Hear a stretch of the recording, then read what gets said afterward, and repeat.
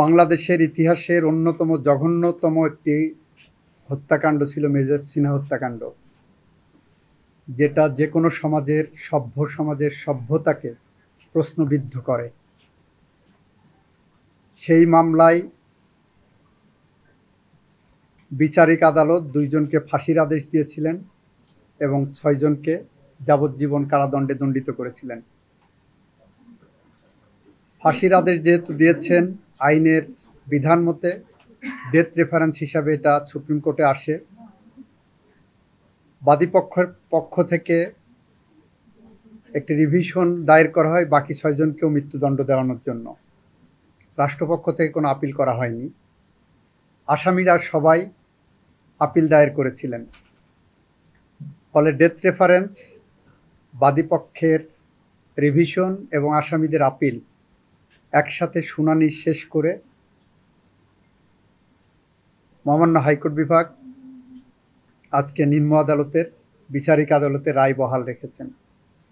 অর্থাৎ 2 জনের ফাঁসি এবং 6 জনের যাবজ্জীবন জেল এটি বহাল রেখেছেন।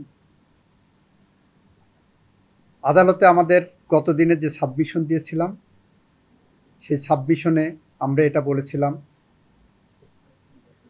মেজর সিনহা তার জীবন দিয়ে আরও অগণিত মানুষের জীবন রক্ষা করে গেছে এই মানুষরূপী প্রদীপ লিয়াকতদের হাত থেকে।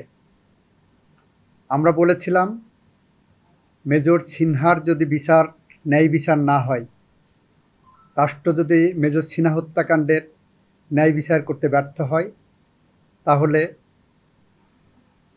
কবি হেলাল হাফিজের মতো আমরা তার ভাষায় উত্তর পুরুষের ভীরুকা পুরুষের উপমা হয়ে রয়ে যাব। আমরা বলেছিলাম, এই বিচার প্রক্রিয়ায় রাষ্ট্রপক্ষ এতটাই তৎপর যে আগামী প্রজন্মের জন্য, সুকান্তের ভাষায়, আগামী প্রজন্মের জন্য বাসযোগ্য করে গড়ে তুলে রাখার জন্য এই বিচারটা প্রয়োজন এবং এই শাস্তিটা বহাল রাখা প্রয়োজন। এখানে আপনাদের মাধ্যমে গোটা দেশবাসীকে জানাতে চাই, এই মামলায় আসামি পক্ষ একটি অ্যালিবাই নিয়েছিল। সেটা হলো মেজর সিনহা তাদেরকে গুলি করার জন্য উদ্যত হয়েছেন, সেই কারণে আত্মরক্ষার্থে লিয়াকত তাকে গুলি করে হত্যা করেছে। আমরা আদালতের সামনে দেখাতে সক্ষম হয়েছি 2টা জিনিস। নাম্বার 1, অ্যালিবাই যদি ধরে নেওয়া হয়, তাহলে তারা right of private defence exercise করেছেন। Right of private defence exercise করতে যেয়ে তাকে ডক্ট্রিন অফ প্রপোর্শনালিটি অ্যাপ্লাই করতে হবে। ডক্ট্রিন অফ প্রপোর্শনালিটি উদাহরণ দিতে যেয়ে বলেছি, কেউ যদি আমাকে লাঠি দিয়ে আঘাত করতে আসে, আমি তাকে ছুরি দিয়ে কাউন্টার করতে পারবো না। কেউ যদি আমাকে ছুরি দিয়ে আঘাত করে, আমি তাকে গুলি করতে পারবো না। সেখানে মেজর সিনহার যে এপিসোড ওখানে আসছে, আমরা দেখাতে পারলাম যে সে গাড়ির থেকে নেমেছে 2 হাত উঁচু করে। যখন 2 হাত উঁচু করে না উনি নিচে আসেন, তার মানে উনি আত্মসমর্পণ করেছেন। তখন প্রথমে তাকে 2টি গুলি করা হয়েছে, একটু এগিয়ে যেয়ে আরও 2টি গুলি করা হয়েছে, সেখানেই থেমে থাকেনি। লিয়াকত তার নিথর দেহে পা দিয়ে আঘাত করেছে। প্রদীপ এসে তার নলির উপরে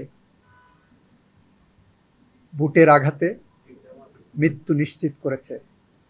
এই নির্মম হত্যাকাণ্ডের বিচার যদি বাংলাদেশের মাটিতে আমরা না করতে পারি, তাহলে এই বাংলাদেশ তার সভ্যতার ইতিহাসে একটি প্রশ্নবোধক চিহ্ন হয়ে থাকবে।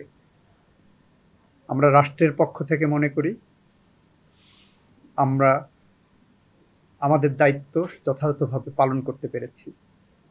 আমরা মনে করি মেজর সিনহা তার জীবন দিয়ে যত মানুষের জীবন রক্ষা করে গেছেন, তাদের প্রতিটি নিঃশ্বাস তার আত্মার শান্তি মাগফিরাত কামনা করবে।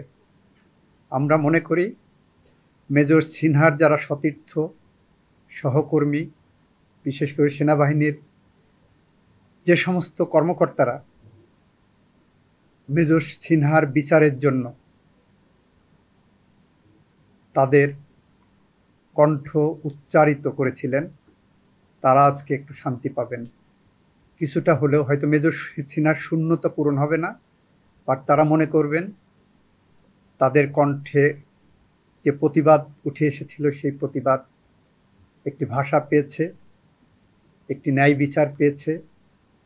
মেজর সিনহার আত্মার শান্তির জন্য তাদের এটার থেকে বড় কোনো ইবাদত হতে পারে না।